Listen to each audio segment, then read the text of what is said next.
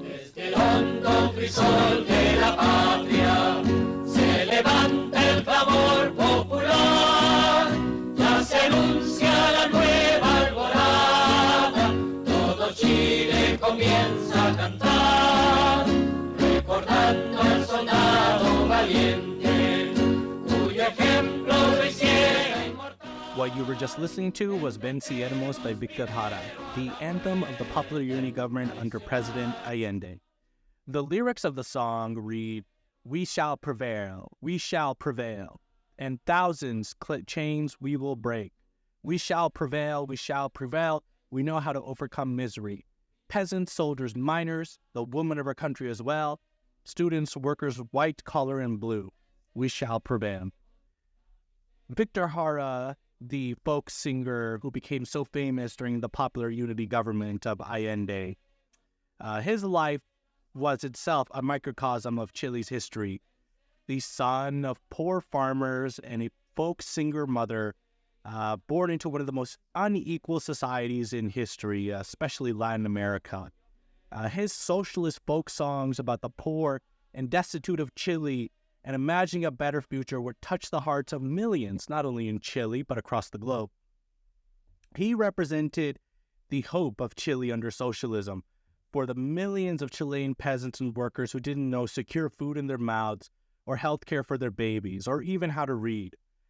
And on the day of Pinochet's coup, Jara would be arrested, along with thousands of communists, by his fascist forces. He would be brutally beat with the butt of a gun until his face popped. His eyes popped out of his face. His fingers, his guitar fingers, would be broken by the generals. And on September 11th, 1973, stood in front of a firing squad, Victor Jara would be shot and killed. And with his death, died the hope of Chilean socialism. But this is not the story only of Victor Jara. This is the story of millions of Chileans who struggled for decades. The poor peasant mother who wanted health care for her child. The poor peasant farmer who lived without land and could not read. The poor worker who huddled in the cities, the urban cities of Chile, barely only earning a meager wage. The miners of Chile who worked for multinational American corporations for pennies on the dollar, with strike breakers battering them with guns and batons. These all were represented by the story of Salvador Allende and his Popular Unity Government, and they all were dashed by the coup that happened on 9/11, 1973, the first 9/11, in which the American government would overthrow the socialist government of Chile, including bombing their main government building and install in a fascist dictatorship. Allende was a monumental figure whose presidency under Popular Unity represented the culmination of that decades of labor struggle. Allende's presidency represented a hope for both Chile and for the people of the underdeveloped world and non-aligned world, that there was a new way to break from the underdevelopment of capitalism. However, his victory in the presidency also showed a very dangerous precedent to the purveyors of capitalism, including the Chilean bourgeois, whose liberal constitutional systems had been unable to stop his organic bottom-up revolution, as well as the Christian Democrats, the party whose social democracy, do not trust social democrats, friends. They killed Rosa Luxemburg and they killed Allende, whose social democracy clearly had not been enough for the Chilean people, and American capitalism, who used Chile as its personal copper and precious mineral supplier. As Henry Kissinger would say on the day of Allende's election, "I don't see why we need to stand by and watch a country go communist because of the irresponsibility of its own people." Allende's government represented a break with Washington hegemonic domination and a chance for the Chilean people to assert themselves for themselves, to use the wealth of their country for themselves and not for American corporations. And this represented a very dangerous precedent for America and Washington itself. And despite absolutely gross American interference, Allende's Popular Unity Government showed that an organic movement of the people was stronger than America's artificial suppression. Allende's victory as the first openly Marxist president elected to the highest office in the Western Hemisphere as president put him on a dangerous collision course with America, transnational corporations, right-wing regimes installed by the U.S. all across Latin America, and the Chilean rich class and the right-wing crazies within his own country. Allende ultimately represented a hope for a better world that could be built through peaceful methods. But his story ultimately is a story that the liberal democratic, quote-unquote democratic system will not allow true democracy. That is workers' democracy. You will never be able to win through the system of electoralism and reformism because it will never play by the rules that it sets down the second that an actual workers' candidate wins. Allende's story, then, is a very clear warning. Do not fall for the lie. The West and liberal democracy is not actually democratic. It is a dictatorship of the bourgeois, the rich. And if you push it too much, it will take its mask off and kill you, break every one of its rules that it's set down, rip up its own constitutions. Because at the end of the day, protecting the wealth of the wealthy is more important than the democratic will of the masses. But in order to understand Allende, we first have to understand the country that produced him.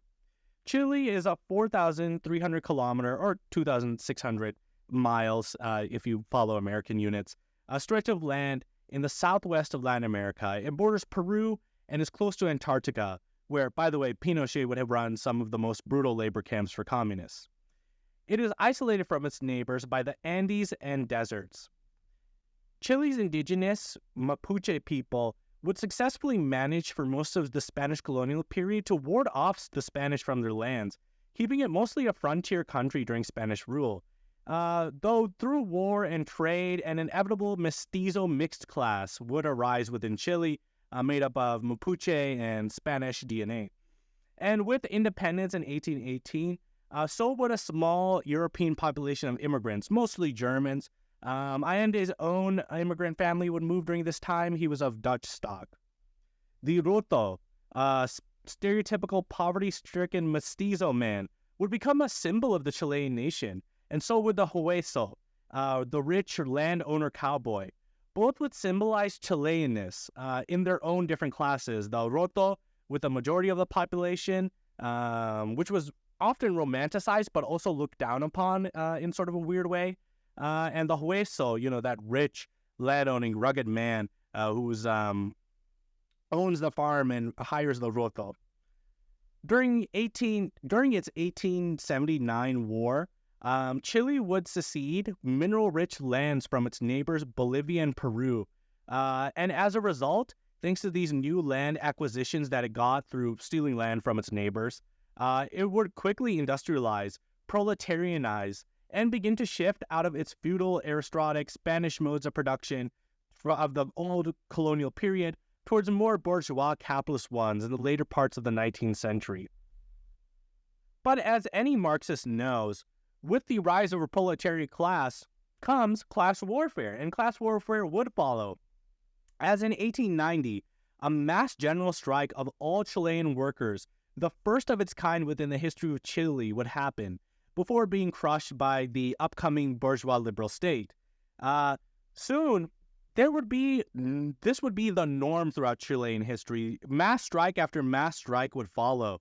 It would become regular for them to pop up everywhere. Because Chile was an immensely unequal society, the rich of Chile, the bourgeois of Chile, did not give a single concession to the working classes as long as it could not. By 1913, Chile would be a country where half of all deaths were children under the age of 5. The inequality of capitalism was suffocating over the country. But inequality also meant the growth of a workers' movement. European ideas like socialism and anarchism would begin infiltrating the growing working class of Chile, making them become politically organized for the first times within Chile's history. The early 1900s would see a series of mass strikes that would be brutally crushed by the bourgeois in Valparaiso in 1903, in Antofagasta in 1906, and in Queque in 1907. And I know I fucked up those names. I'm not a native Spanish speaker. It was into this world of increasing class struggle that Allende was born. Salvador Allende would be born on June 26, 1908 in Valparaiso as the fourth child to Salvador Allende Castro Sr. His dad had a hell of a name, two based people in there, Allende and Castro. He was born into a family that had a long history in liberal revolutions. He had ancestors that were guerrilla warfare machines during the Latin American Wars of Independence, and he was born into that radical liberal tradition. And Allende, throughout his life, would attempt to continue that tradition, that revolutionary tradition of liberalism, through Marxism, taking that originally liberatory power that liberalism had in the age of feudalism and try to expand it into the age of capitalism. Allende's early years would be spent in Tanca, a Peruvian territory that was under Chilean occupation. There he would witness firsthand both Chilean militarized occupation and Peruvian resistance efforts against it. These would surely shape Allende for the rest of his life as he saw the systems of colonialism firsthand as a young child against his Peruvian neighbors and classmates.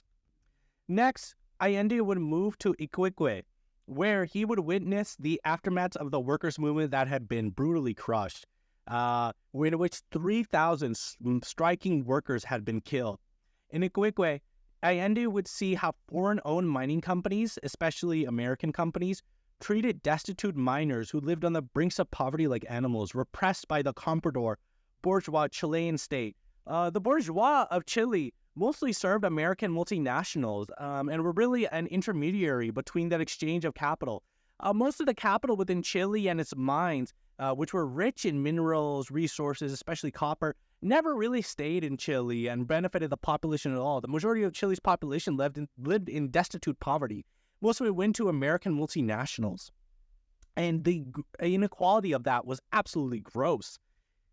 Finally, Allende's family would return to Valparaiso, where he had been born, and he would meet Juan Di Marchi, an Italian anarchist and soccer player who gave Allende his first introductions to theory. Allende in Valparaiso would quickly excel at school, graduating a year early from his other classmates. And just like the great communists, George Habash and Che Guevara, Allende would decide to become a doctor, dedicating his life to helping the poor of Chile, who lacked medical care. In the 1920s, Chile would be a hotbed of class conflict as it was ruled by a wealthy elite comprador bourgeois that would send out the money of Chile, whatever native resources that they had, for pennies for American multinationals, destitute, poverty masses, and a small but rising middle class that was becoming politically engaged. And this small rising middle class would get ideas from the Russian Revolution and the Mexican Revolution that would soon radicalize them in terms of liberating the rest of Chile. With the collapse of Chile's nitrate mining economy in the 1920s, following the end of World War II, a powder keg of political activity would kick off in Chile. As during this time, Allende and his family were political elites that were enmeshed and rubbing elbows with all the politicians of Chile.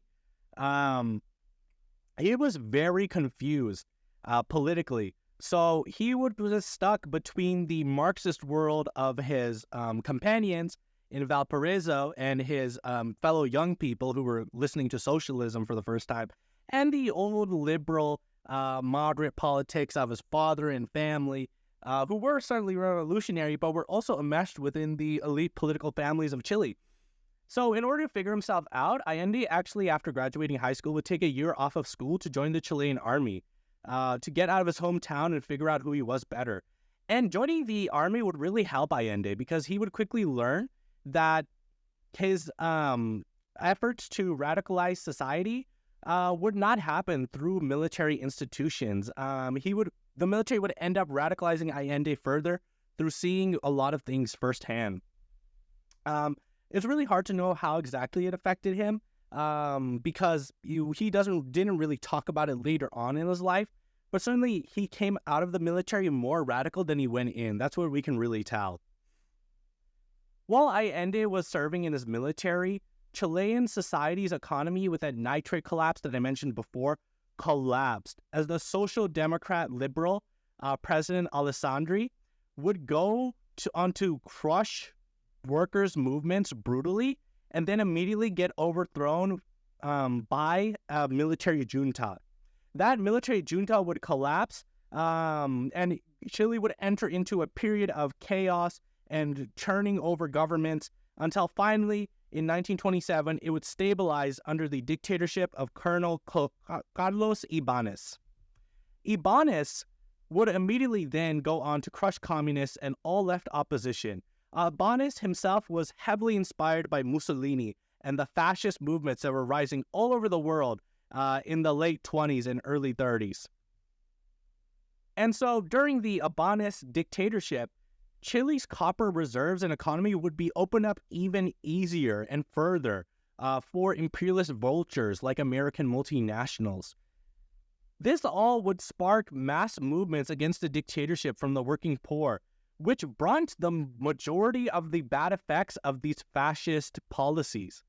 Allende, during this time, during the Ibáñez dictatorship, firsthand would witness the horrors of Chilean poverty as going to university to be a doctor right out of the military. He worked in hospitals in some of the poorest regions of Chile.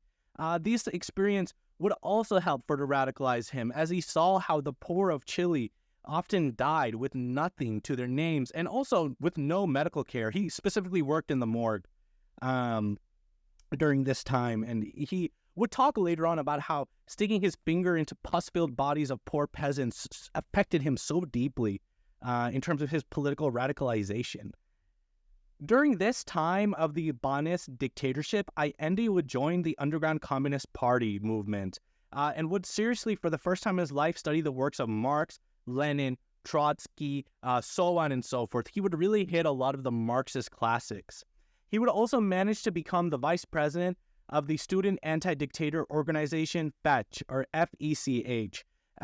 Through his charisma, he would become a natural-born leader of the underground leftist movements all over Chile that were attempting to overthrow the Ibáñez dictatorship. But anti-dictator organization against fascism also would land Allende in jail.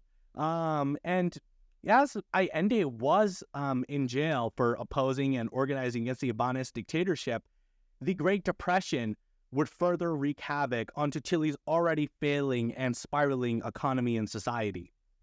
Upon getting out of jail in 1931, Allende would find the Ibáñez dictatorship in dire straits, facing massive student demonstrations, Great Depression levels of unemployment, no government revenues. Allende and his fellow students would seize upon this instability and would physically seize buildings in the University of Chile, declaring a general strike in July of that year against the dictatorship when it was at its weakest and most unstable. As dictatorship police came upon the University of Chile to try to crush the student occupation, they would be met with bullets by Allende and his fellow comrades. Allende and his fellow students occupying these buildings were not to be fucked with. Chile would become ungovernable in July of 1931. Mass workers' demonstrations were all-out wars between workers and police. Of course, police are always on the wrong side of history under bourgeois governments. Student uprisings would flare up all over Chile, and police repression drew all of Chilean society into total chaos. Finally, by the end of July, Ibáñez fled Chile. With the fall of Ibáñez's dictatorship, the dictatorship of the bourgeois would not fall in Chile, as Ibáñez's successors would immediately, in order to fix Chile's economy, would set about doing austerity and wage cuts, especially for Chile's sailors, who would then, in the Navy, lead a massive revolt made up of Navy officers, soldiers, and sailors. This Navy revolt would be the closest Chile would ever come to a communist revolution before the Popular Unity government, as the sailors and soldiers even started discussing setting up Soviets. However, this uprising would be met with a quick death from above, as planes would bomb the movement, killing 2,500 revolutionaries. The failure of Chile's almost communist revolution could be put partly with the left, which at that time had no disciplined vanguard party connected with the masses to pounce on the movement. The Chilean left was heavily sectarian and divided with no clear scientific line and was overly spontaneous, the workers' movement of Chile. Allende himself would be kicked out of student organizations because of this ugly sectarian debates. Then in 1932, the Chilean government would be overthrown by Marmaduke Grove, one of the main opposition leaders to the Ibanez dictatorship. And Marmaduke Grove would immediately declare Chile a socialist republic. So this was a welcome sign to the left of Chile. However, his idea of socialism was very different from a Marxist understanding of socialism. It seemed to be more of a social democrat sort of idea. And this could be seen in how, yes, the Marmaduke Grove government would immediately begin nationalizations, normalizations of relations with the USSR, and land redistributions, but would also quickly isolate itself from other socialist parties, and would be unable to really form a coherent scientific line, which would lead to it being cornered and overthrown by the Chilean bourgeois, who would not even allow the smallest socialist concession in their country. Allende and his brother himself got thrown into jail during Marmaduke Grove's overthrow because they were ardent defenders of Marmaduke Grove, and their family was actually very close to the Grove family. Allende, in jail, would be allowed to visit his father's funeral, who died during his brief stay in jail with his brother. And at his father's funeral, Allende would declare that he would dedicate his life to social struggle, just as his father did. His father was a lawyer who was very, very for serving the people. And Chile desperately needed that social struggle that Allende promised for the people of Chile, as in 1930, the average lifespan in Chile was only hovering around 35 to 37 years of age. In their loss, the Chilean Communist Party, with the overthrow of the Marmaduke Grove government, would immediately begin working on politics of mass alliance. In addition, the Socialist Party of Chile would be founded with the help of Allende. Allende was now working with the Socialist Party in order to attempt to combine Marxism and a dictatorship of the proletariat with electoralism and reformism. This contradiction within the Socialist Party of Chile, which Allende was one of the key founders of, would never be solved. This contradiction between a Marxist combination with liberal reformist politics.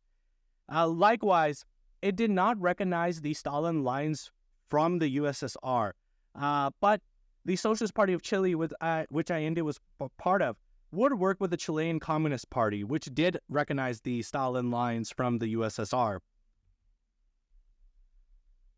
The Socialist Party would ultimately be a big tent party. It was made up of anarchists, trots, organizers, basically anybody who was kicked out of the Chilean Communist Party. But yet still, the Socialist Party of Chile worked with the Chilean Communist Party. It was a very tentative alliance. With World War II on the horizon and communism gaining ground all over the world, President Alessandri of Chile would immediately begin cracking down on all socialist movements, including creating anti-communist fascist gangs. Allende himself and the Socialist Party would get into heavy street clashes with fascists. This would be an all-out street war of protesters, both pro-fascist and pro-socialism. In 1936, Allende would be voted into Chile's Congress under the Socialist Party ticket, along with 3 of his comrades, boosting Allende for the first time to the national stage of politics. From his congressional position, Allende gained a reputation for not taking bullshit from anyone and using his position in national politics to talk about socialism on a national stage to spread its ideas. The late 1930s, with the midst of World War II underway, would be a good time for the Chilean left, as they would unite under the Popular Front. The Chilean left throughout its history goes through many different fronts. I'll try to keep you on track for them. For now, in the 1930s, it's called the Popular Front, which would be an alliance between several left groups, including the Socialist Party of Chile, which Allende founded, and the Chilean Communist Party. The Popular Front would elect the candidate Aguirre Cerda to the presidency, and Aguirre Cerda would win the national presidential election of Chile. Allende and the Popular Front, with the presidency of Cerda, would help modernize Chile through state programs, create a steel industry, electrify Chile, give hundreds of thousands of kids educations for the first time, and with Allende at the head, would invest some of its first major investments into healthcare and healthcare infrastructure for the people of Chile. However, despite looking good on the outside, the Popular Front under the government of Cerda was internally hanging on by a thread. Leftist infighting was threatening to break up the entire front. And that leftist infighting would be further on, egged on by, in the 1940s, the popular unity beginning to fall and crack under its own contradictions as the rightist socialist parties would withdraw from the front and radicals were getting in the way too much and fighting with the rightist socialists. Allende, in an attempt to save his party, would become elected General Secretary of the Socialist Party of Chile, as his own party was having ugly sectarian debates between more radical elements, conservative elements, and centrist elements, with Allende even temporarily resigning from his government positions to try to fix the sinking ship that was the Chilean left and the Popular Front. Allende would attempt as General Secretary of the Socialist Party to instill back in Socialist Party discipline and unity, along with trying to coax his comrades to rejoin the Popular Front, as the Socialist Party of Chile would leave the Popular Front. However, this would end up not working out in his favor, as Allende would end up losing his position from the Socialist Party of Chile, being kicked out completely. And to add to this, while communists had been tolerated in America's backyard during World War II, the post-war period meant that it was now Western capitalism's best interest to contain communism, especially as the Cold War came on, as much as possible, which in effect meant securing their own satellite states, one of them being Chile, which is a complete satellite state of America.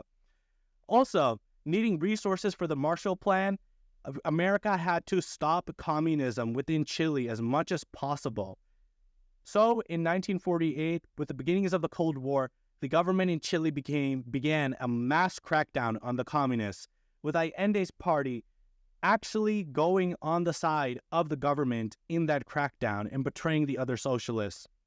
Allende, seeing the betrayal of his former comrades, would finally be forced to split with his clique, founding the Popular Socialist Party compared to the Socialist Party of Chile, which was part of the reactionary government.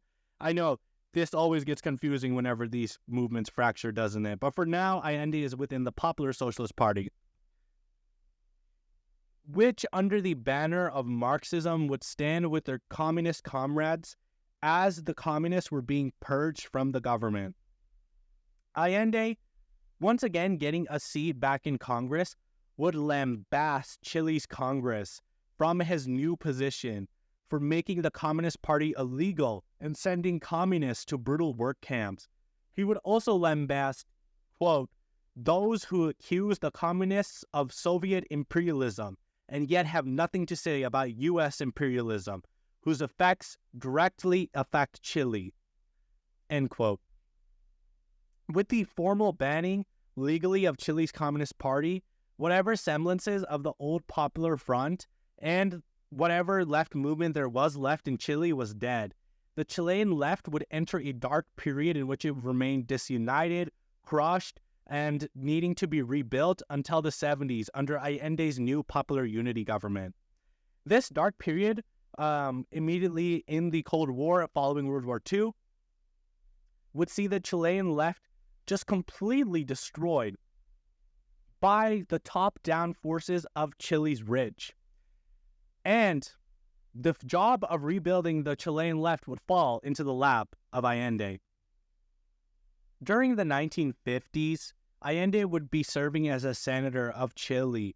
His small office in Santiago would become the headquarters for everyone in Chile who had an issue and needed somebody to talk to, with his small little cozy office often being filled with a flood of people who needed something done in their lives. Allende himself would rise through the ranks of the Socialist Party that he founded into the leadership role, and would immediately make alliances with whatever legal aspects of the Communist Party of Chile were still left in this post-purge. The new alliance during this time, which was still weak, the Chilean left was still recovering, but this new alliance would be called the People's Front. And in November 1951, they would run the presidential candidate Salvador Allende, who was trying to build back that old popular front to its former glory. Allende, during his presidential run, would start out very humbly. Right, Allende didn't have much resources, so he would often be speaking from a soapbox in public, in random peasant towns, and he would gather crowds of thousands of supporters. Allende would literally just show up to random towns with a soapbox, a microphone, some kind of microphone, and just start speaking. One observer of Allende's speeches who would be so inspired to join his party would say, quote, "He spoke of the things I had lived in my own flesh during my life in Chiquamata. It was like listening to a professor give a master's class. Allende spoke a little about his life and explained how Chile's socioeconomic inequalities were caused by American imperialism." End quote. Allende went with a small group of volunteers in his campaign car up and down Chile. During this 1950s campaign, Allende would speed his car at dangerous speeds and drink whiskey while driving up and down the coastlines of Chile, going to random towns on soapboxes, just speaking socialism and gathering large crowds. It was a very humble way to restart whatever was left of the Chilean left. During his campaign, his 1951 presidential campaign, Allende would see firsthand the effects of foreign-owned capital on Chile, the grinding poverty of imperialism, and the endless hounding of the Chilean workers by the state and American private companies. In the 1951 presidential campaign, Allende would only get 5% of the votes, but he would return to the Senate, with his campaign cementing the beginning of the reformation of the destroyed Chilean left. From his Senate seat, Allende would set his eyes on U.S. imperialism, as American companies during the 1950s came to own a whopping 65% of Chile's industrial sector, and America would force Chile to subsidize their copper supplies to America in a ridiculous move in order to fuel its other wars and its own machine. America would force Chile, which at the time boosted some of the poorest people in the world, to give America $52 million for its war efforts, with insane copper prices that did not benefit Chile at all. And Chile itself would be forced to finally, after giving America $52 million through unequal copper prices, forced to beg for loans from America. It was a lose-lose situation for everybody in Chile except the comfortable middle class and the bourgeois of Chile. Allende during this time would visit the Soviet Union, and he would write an article for Pravda, in which he would explain how Chile was an impoverished client state of America. After his visit to the Soviet Union, Allende would go to China to visit the 5th anniversary of the Chinese Revolution, where he met Mao and Premier Zhao in live. When Allende returned from his trip to other socialist states, however, he found Chile in chaos. The government, seeing free-falling economic situations, had invited in foreign economists who had immediately implemented in some of the world's earliest neoliberal and austerity measures. These foreign economists' policies would combine with a fall in the copper prices of Chile, which were the main source of the state's revenue and its national economy, leading Chileans in 1957 to hit their deepest levels of poverty and a complete collapse of the government. Violent rioting and protests would rock Chile during the late 1950s, as some allies of the government would completely break away from the president and join whatever left unity Allende was building to his benefit. Following the collapse of the Chilean government, the left front was strong as ever, as it had been during its previous campaigns. Allende, for the 1958 presidential election, had a new united front. For that new united front campaign, Allende and the socialists would buy a train and use railroads to reach some of the most isolated and ignored communities within Chile, especially peasants, who lived almost feudal lives and with none of the comforts of the modern-day world. And for Chilean farming peasants, seeing Allende's train roll up to their villages was a real once-in-a-lifetime event. These people didn't have TVs or radios, and his train would often bring live music, singers, rousing speeches. He would end up gathering thousands of crowds. The letter B during this campaign, spray painted onto walls, would become a great symbol of Allende's socialism. It would represent vote for Chile and for Allende. During the election of 1958, Allende would almost get to the presidency. He would only lose to his opponent Alessandri by only 33,000 votes. During the chaos of the election, Allende would even be offered by some military generals who came to his home on the day of election day to actually become the de facto president as long as he was a puppet of the state. But Allende, being a man of dignity, a man of his values, and a man of the people, would immediately, fiercely reject this. Allende was not a dirty player, nor was he a person who would give up the Chilean people. The elections of 1958 would show, however, that the left front was now more popular than ever and within reaching a distance of power in Chile. Shortly after Allende's defeat, the Cuban Revolution and its socialist economy would send reverberations throughout Latin America, as it would inspire a fire within new leftist groups and new leftists all throughout the region, and bring the Cold War and its tensions more directly at a head within South America. Allende himself would visit Cuba shortly after its revolution, and though he himself was not impressed at first by the revolution, he would quickly be enthralled by Che Guevara, Raul Castro, and Fidel Castro, all of whom he met, and would become a lifelong friend of Fidel Castro.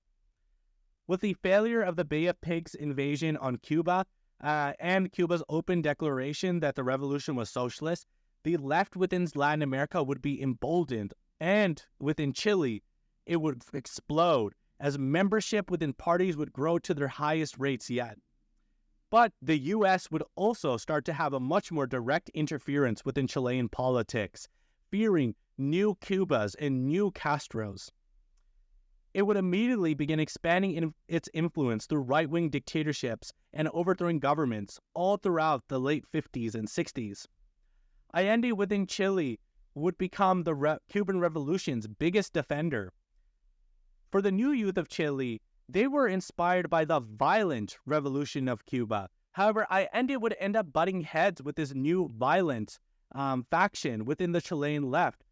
Allende himself would favor a, quote, Chilean road to socialism, end quote, which meant voting in socialism through liberal democracy. With the pro-violent faction undercurrent growing, Allende would soon see one of his biggest headaches that would pound him all throughout his life and into his presidency. Likewise, the liberal institutions of Chile began to crush and continue crush left movements and large coalitions, which would lead many within the left coalitions to even question the electoral strategy, instead seeing guerrilla warfare as the only way for socialists to truly gain power. In the 1964 Chilean presidential elections, the Christian Democrat Party would be created. It would be a somewhat SOCDEM moderate party. It would advocate for social welfare, giving enough concessions to workers, but keeping enough of capitalism in place to be favored by the bourgeois of Chile. It would also be heavily funded by the CIA. When Allende in the 1964 elections came within just 3% of winning Chile's presidency, the CIA decided that Chile could no longer be left to the hands of Chileans.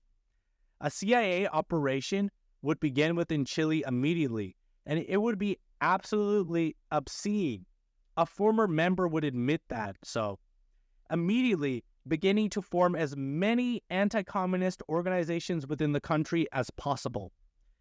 The CIA would choose the Christian Democrats as their de facto party, and they would spend in that election cycle of 1964 a whopping $20 million on the Christian Democrats campaign, which was more than the Lyndon B. Johnson and Goldwater presidential campaigns in America combined.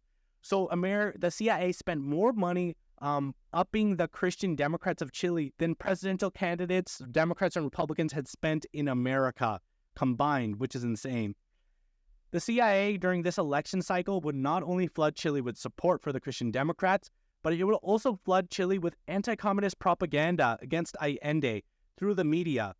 America would end up spending almost $4 million on anti-communist propaganda, funding a slew of whack-job right-wing media publications and radio shows. And the radio airwaves of Chile would be filled with some of the goofiest anti-communist propaganda. One radio ad, for example, would see the radio program that Chileans were listening to interrupted by sudden machine gunshots before a woman would scream, "The communists have killed my son!" Which is absolutely fucking hilarious. Ultimately, the Christian Democrats would end up winning the 1964 election under their candidate Eduardo Frei. This loss would be a major blow to the left within Chile. The left front at this time was called FRAP, F-R-A-P, which would begin questioning electoralism in general, with many within that left unity doing that. This growing discontent with electoralism wouldn't be helped by the fact that the CIA would fund all splinter groups from the FRAP in order to fracture the left coalition as much as possible.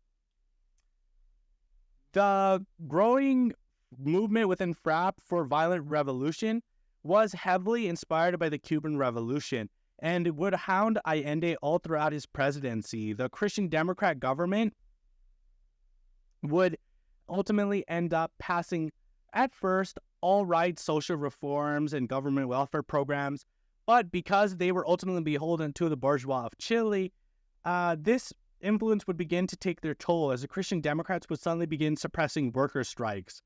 Do not trust social democrats, fellas. Like I said, they killed Rosa Luxemburg. The Christian Democrat government would ultimately end up falling, and so would the left unity of FRAP, as the violent revolutionary undercurrents inspired by Che Guevara's guerrilla campaigns in Bolivia, which were going on at that time, would grow, leading to Allende himself even being booed off the stage by his own coalition that he was part of whenever he tried to give speeches. When Che Guevara was ultimately killed by Bolivian forces, Allende, being a good friend to the Cuban government and Che Guevara, would manage to negotiate the safe transport home of Che's remaining alive guerrillas in Bolivia through Chile. As the guerrillas would meet Allende at the airport, it would become a huge source of controversy within Chilean politics, as the right-wing media would go absolutely bullshit and crazy, ballistic over Allende even daring to meet Cuban revolutionaries, which they label as thugs trying to overthrow the democratic government of Bolivia. The media controversy, in fact, got so bad that Allende actually, in a really funny moment, challenged all of his haters in the conservative media to a 4-hour debate in which he, in front of the public, would pick apart their whole existence, family histories, and ideological works. The debate against his conservative opponents in the media was actually so good that it boosted Allende's popularity, which had been previously falling because of their bad press. However, just as much as the left was looking like it was having internal disputes, it was also in the upcoming 1970 elections looking good. Unions were once again well entrenched within Chile. The communist and socialist parties were well entrenched once again, and all defeatist leftist tendencies that had led to the collapse of the old coalitions had been completely kicked out of the left front or given secondary positions where they couldn't do much harm.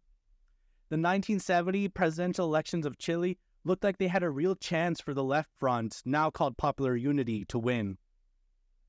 And while the left front would begin debating for who they wanted to represent for the 1970 presidential campaign, Allende was so confident that he would get that nomination that he actually left Chile on a trip during that struggle session because he knew that he had already secured the bag. Allende, during his new trip, would visit Cuba, the DPRK, and Vietnam. In Vietnam and the DPRK, Allende would be deeply moved by how these socialist experiments survived against the American empire and gave their people dignity despite total repression and destruction by the American soldiers and military apparatus. He would even end up meeting Ho Chi Minh. As Allende was away on his trip of socialist states, he would win the presidential nomination for the Popular Unity. Through a little bit of dirty politics himself, I don't have time to mention it, but he would screw over one or two people in order to get that presidential nomination. With this new Popular Unity coalition built, made up of the Communist Party, Socialist Party, and other left-wing parties, boosted by a growing Chilean union movement, the Chilean left looked really, really good and primed to win in the 1970 presidential election. And just like in 1937, after years of building it back up, Allende had reforged it stronger than ever and had learned all the lessons that had led to the collapse of the old one. On September 4th, 1970, Santiago streets were alive at 1 a.m. Allende and his wife had smiling faces as he was surrounded by cheering squads of people. Popular Unity and Salvador Allende had won the presidency. Allende had won the presidency by a narrow margin, only 36% compared to the Christian Democrats' candidate, 35%.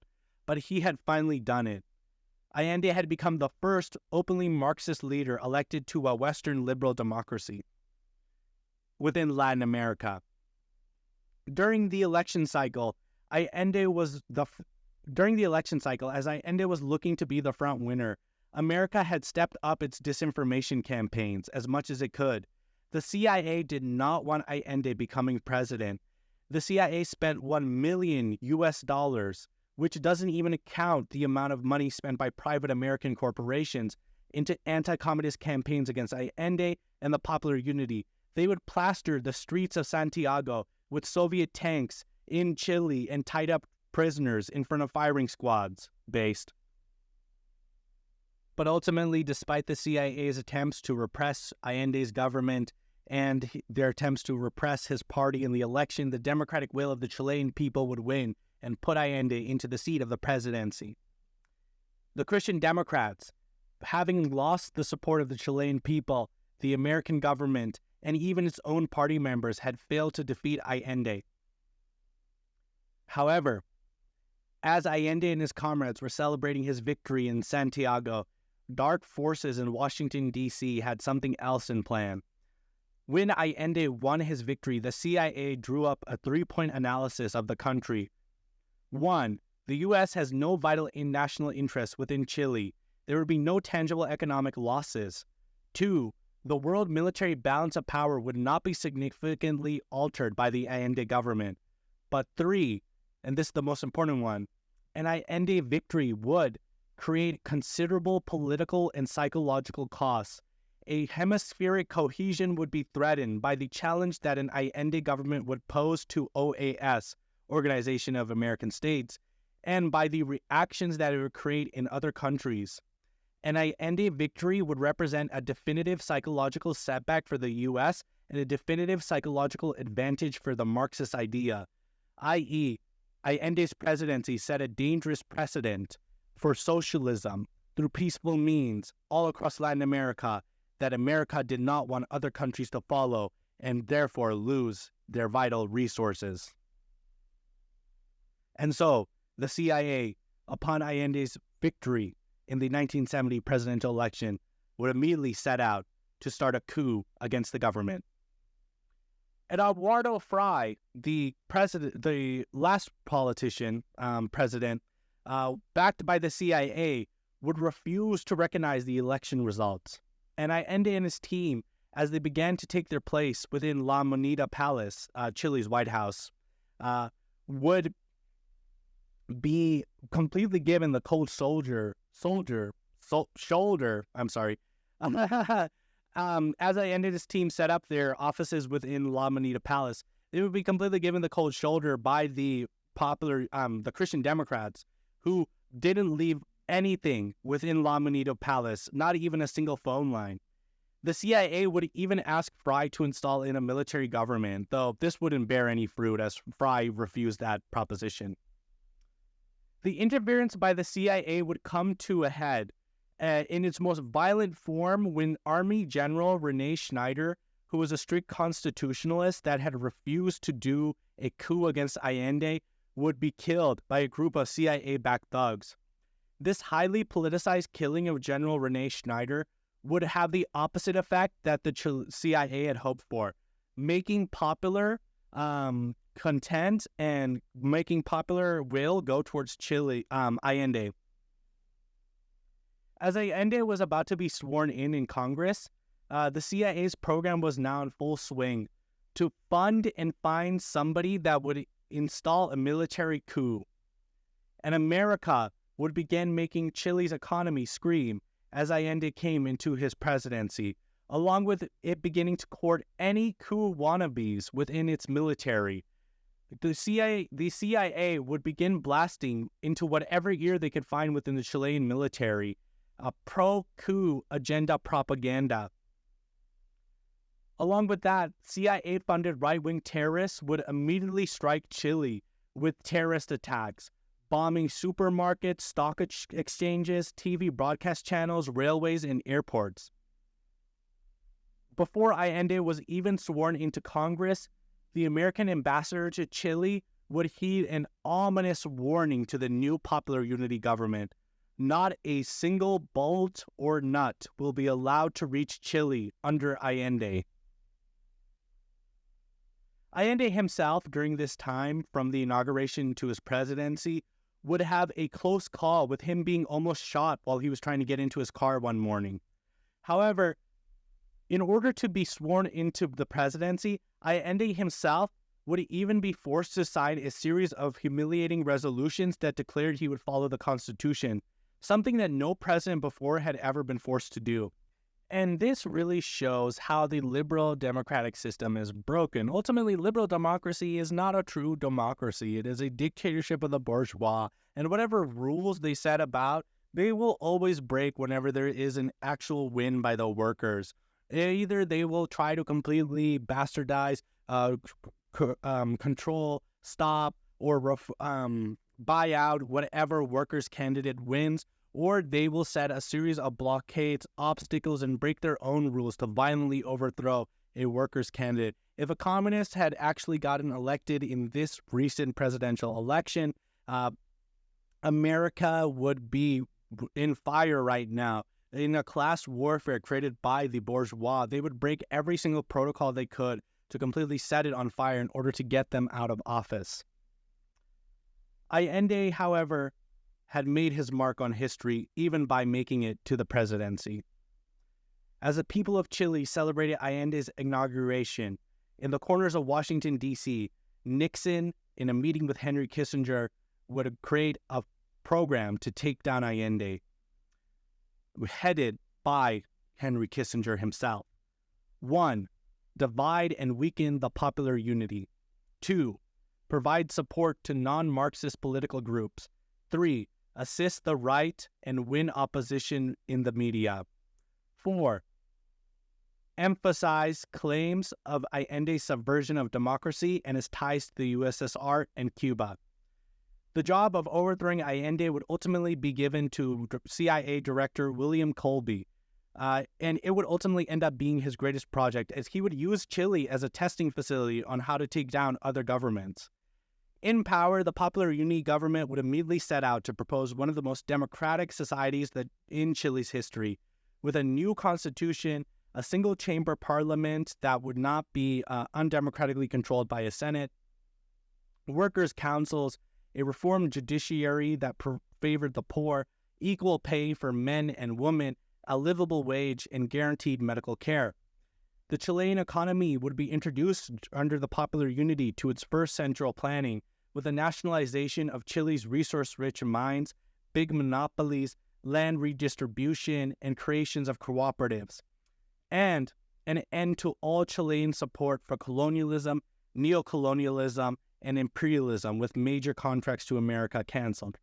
However, the government would also be rocked by factional splits from alternative ideas outside of the Popular Unity, with the alliance itself under Allende being more reformist, following that Chilean road to socialism, which was a peaceful, reformist voter route. These ideas would clash with those who wanted to use the opportunity of the presidency to make way for a violent revolution that would smash the state itself. In addition, Chile, as an exporter state of America, would be completely reliant on it. And so, with Allende winning the presidency, American banks, World Bank loans, U.S. government assistance, and U.S. companies would make Chile's economy scream and punish the country for daring to have self-rule and socialism. And American suppliers would refuse to give Chile oil, steel, and other much-needed resources, even though Chile was more than willing to buy them. The reason for the American crushing of Chile's economy was clear. As a representative of an American business interest would say and openly admit to other people, quote, a more realistic hope among those who want to block Allende is that a swiftly deteriorating economy will touch off a wave of violence and lead to a military coup in the country, end quote. They wanted to make Chile's economy scream so that Allende would be overthrown by the people of Chile. And the Popular Unity government was completely divided in Congress. It needed a desperate alliance with the Christian Democrats to get any major reforms passed. That alliance with the Christian Democrats would never come. Ultimately, the Popular Unity was in a bad spot. It was completely divided in Congress. It needed a desperate alliance from the Christian Democrats to get major reforms passed, and that alliance was not coming anytime soon. One thing that the Popular Unity government would have managed to get almost immediately, though, would be the nationalization of Chile's copper industry, a move that would cement itself as the founder of the modern-day Chilean state, as the revenue from the national mines still fills the coffers of the Chilean state to this day. American companies, upon hearing of the nationalization of Chile's mines, however, would immediately destroy said mines, leave the machines in disrepair to extract resources, and take as much copper ore with them as they could before the day of nationalization. By the day that Chile's mines were nationalized under Allende, the copper mines needed serious investment to become running again. These destructive actions would seriously hurt the stability of the Popular Unity. This, in addition to the chaos caused by land redistributions, would lead to some short-term chaos, creating shortages, inflation, and additioning to a ballooning black market. However, within the first year, the Popular Unity would manage to survive this chaos, would manage to reduce inflation, and their government would see the biggest boost in Chilean GDP in a long time, with it seeing an 8% boost compared to its average 3%. In addition to that, industrial and agricultural production would boom after everything was figured out. Food shortages would ring Chile, however, but these weren't due to a lack of food. It was more so due to the fact that poor Chileans, for the first time, had access to more food than they ever had before. These food shortages, thusly, were caused to poor people within Chile getting guarantees of food for the first time in their lives. Otherwise, under a normal capitalist economy, they would have regularly starved, skipped out on meals, or gone days without meals. The first year would be the highest in terms of popularity that the Popular Unity government ever achieved, and in terms of most success.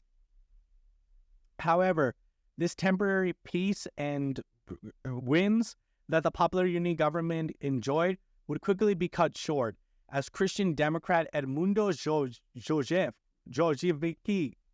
Jožević, oh fuck, his name is impossible to say, Edmundo Zujovic, Jojovic? What the fuck is this name? Dumbass name. Anyways, he would be killed by a left-wing group, most likely that was backed by the CIA, which would lead to the Christian Democrats and everybody on the right lambasting Popular Unity and forming their own alliance against the Popular Unity government, a right-wing alliance, which would become a major issue, as before this, the right wing of Chile had been mostly disunited and unable to really stop a lot of the Popular Unity's actions.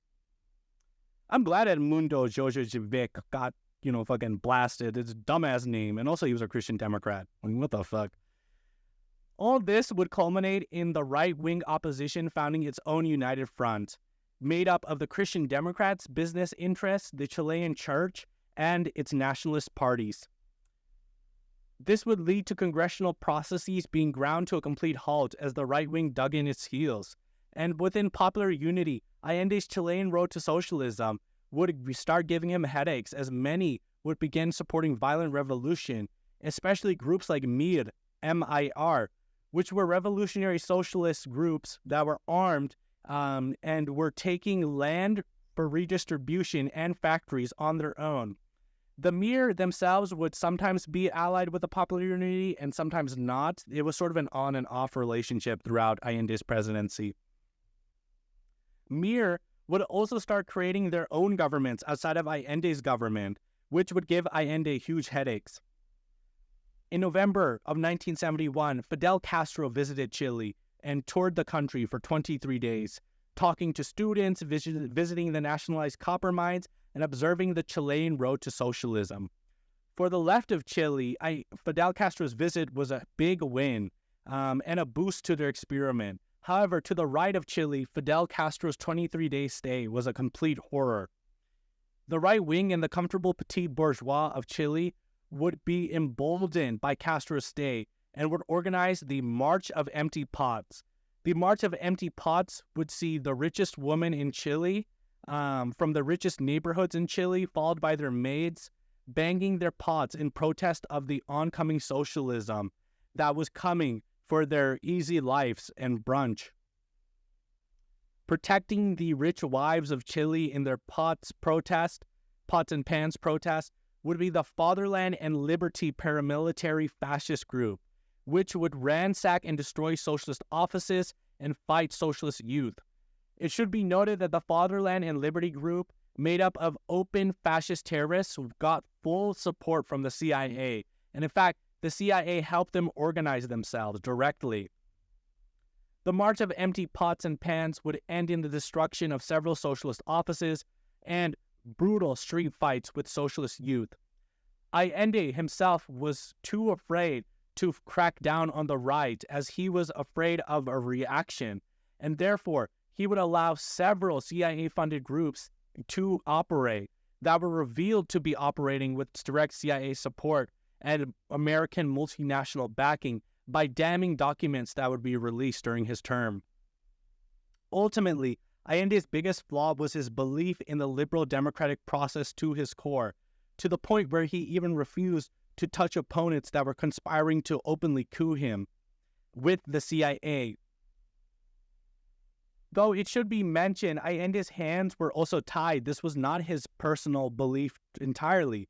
He needed allies, and cracking down on any of his groups would destroy any alliances he could create. Mass chaos would grip Chile. Universities would become active war zones between left-wing and right-wing groups, sometimes even left-wing and left-wing groups. To add to the chaos, in October of 1972, the Truckers Association, funded by big businesses, the right-wing parties, and the CIA, would hold a mass transportation strike to oppose the nationalization of Chile's transport industries, grinding its economy to a complete halt. To show how reactionary these truck workers were, there's even documentation showing that the trucker strike was directly funded by the CIA, such as a journalist who found a group of truckers eating fancy steaks, empanadas, and food that was way out of their pay range, right? Like really, really fancy meals and champagne that truckers can't afford on their salaries, especially Chilean truckers. When that journalist asked these group of truckers where they got that food from and who paid for it, they said the CIA, of course. Allende, ever clever, would get around to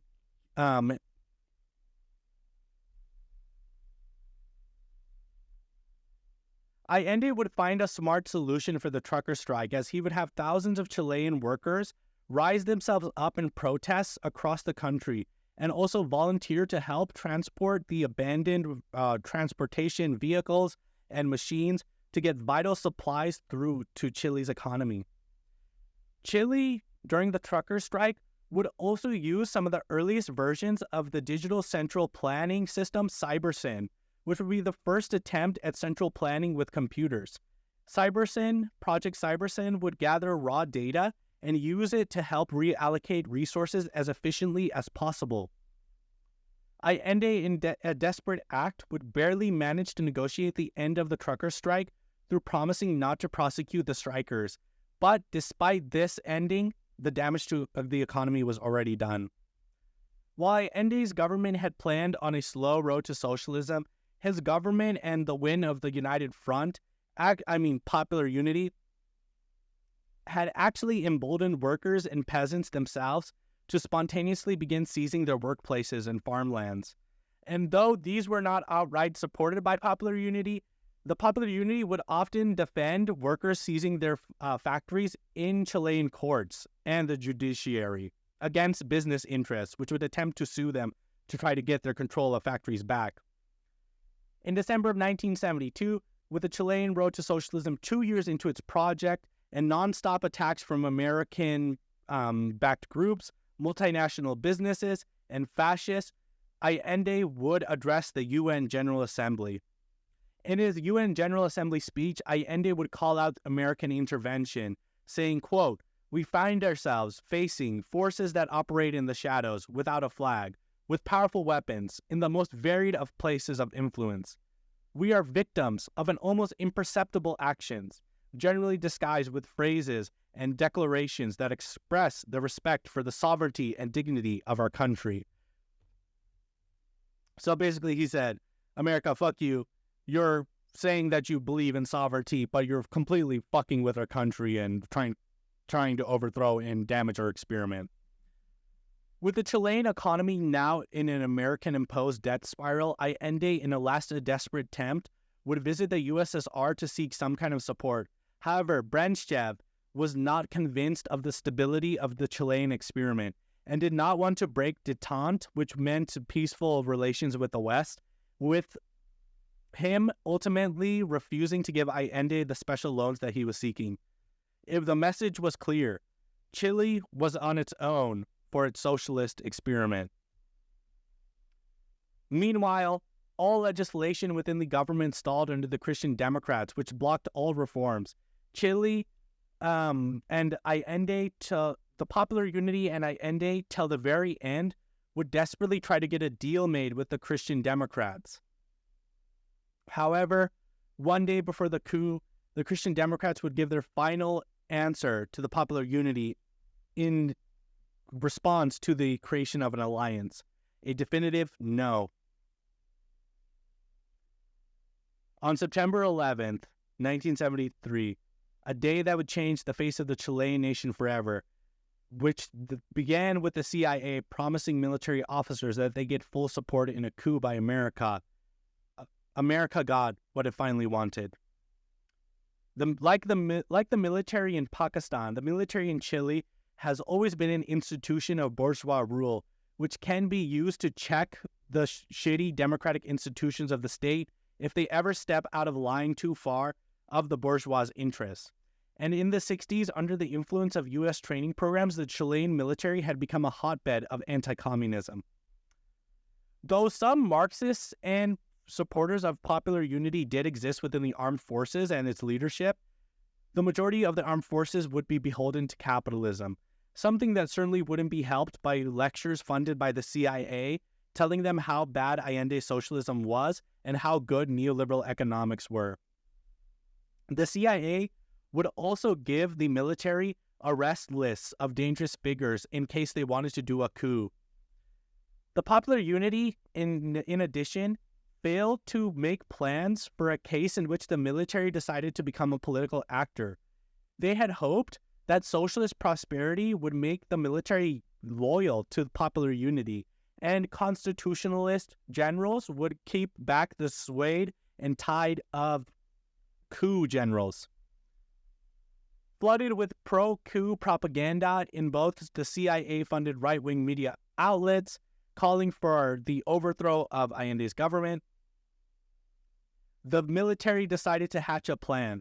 And on October 24th, 1973, when General Prats, the last constitutionalist of the Chilean military, holding any attempts at a coup back, resigned, it would become a go-ahead for a coup. The new head of government after the resignation of General Prats, the last constitutionalist in Chile, would be General Augusto Pinochet. Augusto Pinochet was an interesting figure. He seemed from the outside mostly non-political, not on the side of the constitutionalists, but not on the side of the pro-coup side either. Even a couple days before the coup, Pinochet had almost no involvement with the coup plotters, and had no clear indication of which side he would be on. However, when on the September 8th, 1973, Pinochet said, "I am no Marxist, damn it," in response to a government official, the coup plotters were given assurance that they could go ahead and do the coup. At 4 a.m. on September 11, 1973, Allende was woken up in the middle of the night by news of strange troop movements all across Chile. He would immediately head to Moneda Palace, still in his underwear and a turtleneck sweater, holding an AK-47 that had been given to him by Fidel Castro as a gift, to quickly figure out what was going on. At 6 a.m., September 11th, the city of Valparaiso, all communication signals were cut off as the Navy moved in. Outside of the port of Valparaiso, American Navy vessels would be standing. At 8 a.m., the Army moved in on Santiago, taking over communications, telephones, water, electricity, all keeping them out of the hands of workers, which might disrupt their coup. During the coup, American personnel were present all throughout Chile. However, because we have no documents open and available, we don't know how much their influence was exactly on the Chilean coup. Allende in Moneda would take one final phone call with his wife. He would tell her that the Navy had rebelled and they might not make it. He bade his wife farewell. Shortly after, he would address Chile on the radio. Millions of Chileans would huddle around the radio to hear that the army had mutinied, but he would try to keep the nation calm, saying, quote, "I am here, and I am willing to stay here defending the government. I represent by the will of the people. In the meantime, the people, the workers, have to mobilize themselves in their workplaces to defend their government." Allende would attempt to send loyal troops to suppress the coup, but he would quickly find out there were no royal troops left. Nobody within the military was on Allende's side anymore. They had all been crushed or fired. Allende's last triumphant battle would see him organize his loyal followers onto the upper floors of La Moneda, shooting from windows with 5 tanks to defend them. Allende received orders from the military to go to the Ministry of Defense and hand himself over. He would respond, "If Pinochet wants me to go to the ministry, tell him not to be such a coward and that he should come get me personally." Allende and his 40 loyal followers in La Moneda would hold out till the very end. He would send another message to the people of Chile, one final one to his nation. Afuera de ir a ustedes. What by on my realm, I'll bring that on. I'll bonfane, I'll work for a fjord. See, shit, we will entirely the. If I know, but and kind of the model, not in out of who out, at the plot. And if they're if you're on age out, and eating a that people were on it, with the bow, kind of place for now. I got no longer to go on and over everything. I did it, could not bet you near it, and do that. I don't know if I'm not that thing here, but if people are in for it, I better receive it. I don't, and he got bigger. I mean, in this definitive moment, the last thing which I can say to you is that I hope you will learn this lesson. Foreign capital, imperialism, united with reaction, created the climate for an armed forces to break with their tradition. That of General Schneider, which Commander Araya reaffirmed. A victim of the same social sector which today finds them in their houses waiting to retake power by strange hands to continue defending their huge estates and privileges. In his last few final speeches, Allende finally recognized that reformism was not worth it, that reformism was flawed, and that only violent revolution was true. In his last final moments, Allende would also call in members of the MIR to defend the popular unity, breaking their on-again, off-again relationship. Allende had learned the hard way that reformism and playing by the rules of liberal democracy did not work when creating a true proletarian democracy. Allende would send away as many of his loyal followers as he could, including his 2 daughters. This was his fight and his couple loyalist fights alone. Bombs from fighter jets would hit Moneda Palace. In the smoke and the dust, as Allende and his group of followers got up in the destroyed Moneda, Allende would make a quick, witty joke before another bomb landed, setting La Moneda on fire. Tear gas fired by the police would choke out the remaining people. Allende would fire rounds of guns from the windows of the building. Tanks would try to force their way through the main doors as Allende shot RPG blasts at the tanks. Allende would keep shooting to them through his windows. During the coup, in the wealthy neighborhoods of Chile, those bastard parasites, those bourgeois, while all this destruction against the poverty and the peasantry of Chile was going on, would be throwing parties. The rich had won. They were throwing parties at the celebration of the end of Allende's presidency. Comrade Augusto Olivares, Allende's closest friend, would commit suicide, killing the morale of the last defending comrades. Finally, after hours of brutal fighting, with them exhausted, the military would break in. A line of Allende's defenders would form to stop them from getting to Allende as he went into his private room to kill himself. He would not hand himself over to the military. Surrounded by a small clique of friends, Allende, in a smoke-filled room, light pouring in through the holes, shot himself. Dr. Guillon, Allende's closest friend, would remain by his body until the army came into the room and he surrendered. Allende and the popular unity was done, and Chile would enter in a new dark era of reaction under the Augusto Pinochet dictatorship, which would immediately set out to dismantle every single socialist institution, working class institution, communist institution built within Chile, destroy Chilean socialism, introduce in the world's first neoliberal government and neoliberal policies, would kill hundreds of thousands of communists, and would purge Chile into a dark era of reaction from which it still has not recovered. Salvador Allende and the popular unity were manifestations of decades of class struggle in Chile and against American imperialism. Allende, in his last heroic fight to the death, had become a symbol for socialists all over the world and a martyr for the socialist cause. Guerrillas, in fact, would often listen to Allende's final words before going on to fight Augusto Pinochet's dictatorship. And Allende continues to still inspire Chileans to this day, as in 2008 he would be voted the greatest Chilean of the 20th century by Chilean people. During the 2019 mass protests against the decades of neoliberal austerity that had followed the popular unity's collapse and the Chilean coup of September 11th, Allende became a symbol of the Chilean left and the Chilean people who had been crushed and fucked over by neoliberalism, by austerity, and by anti-communism and America. Allende's socialist government, in the brief time that existed, gave hundreds of thousands of poor Chileans their first taste of healthcare, education, a democratic say in their workplace, land redistribution, and indigenous rights and housing, all of which would be destroyed under Pinochet, who would even privatize water, which is insane. Allende's revolution would inspire future revolutions like the Bolivarian Revolution in Venezuela. Ultimately, Allende's tragic loss of life represents an unfinished revolution in Chile. And that unfinished revolution continues to this day, as we saw in those 2019 protests that gripped Chile against their neoliberal economy. As Vijay Prashad said in Washington Bullets, Washington's bullets are sleek and dangerous. They intimidate and create loyalties out of fear. The only antidote for them is hope.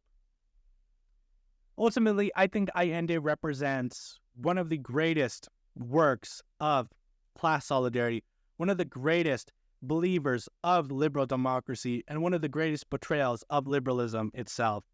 Allende, a man who served his life to the people, was ultimately betrayed by the liberal democratic processes themselves. Ultimately, Allende stands amongst one of the greatest figures in socialist history, but also a great warning. Do not trust liberalism. Do not trust democracy. True liberation lies in violent armed revolution. Allende's name rings throughout the ages for a government that could have been, a revolution that could have been. In his death died the dreams of hundreds of thousands of poor peasants who did not know what it was like to read, poor peasants who did not know what it was like to have health care, poor working class people who did not know what it was like to have food in their bellies. Allende's government for the first time gave these people dignity. While the rich and the middle classes of Chile often complained about food shortages under Allende, the middle class, the peasants, and the poor were ecstatic by Allende's government, by Allende's socialism. The food vouchers that the middle class and the rich complained about were miracles to the poor, because for the poor of Chile, it meant for the first time that they had a guarantee of food, even if they had to stand in line. And that is what Allende represented. And that is what his death represented, a death of the hopes that you could get guaranteed food, a death in the hopes that you could get a guaranteed house, a death in the hopes that you could get a democratic say in your workplace. Chile still remains scarred by that neoliberalism, by that inequality that Allende tried to fight. The Chilean revolution is still not done, and one day it will be. And when it is, we will piss on Pinochet's grave.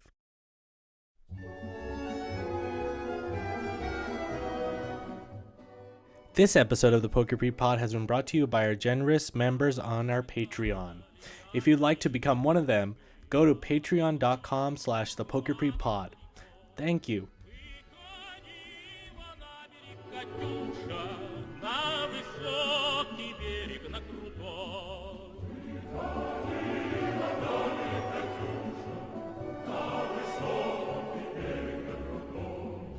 What the fuck? Glory to Stalin, I barely made it. And a special member to our Marshal of the Soviet Union member, Mateus T. If you'd like to get a shout out too, please go ahead and subscribe to our Patreon. And the Marshal of the Soviet Union membership tier. Yep.